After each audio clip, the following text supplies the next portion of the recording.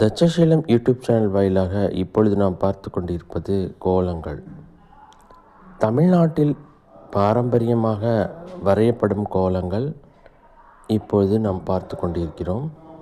செம்மண் மற்றும் அரிசி மாவினால் வரையப்படும் இந்த மாதிரியான கோலங்கள் உண்மையிலேயே மிக மிக பழமையானவை. ஆண்டாண்டு காலம் தினமும் கடைபிடிக்கப்படும் ஒரு சம்பிரதாயம் தமிழ்நாட்டில் கோலங்கள் வரைவது. ஆனால் இன்று இது அருகி கொண்டு இருக்கிறது. ஒரு குறிப்பிட்ட சமுதாயத்தினரால் அதிகம் வரையப்படும் இந்த மாதிரியான கோலங்கள் மிகவும் லக்ஷ்மிகரமான ஒன்றாக கருதப்படுகிறது.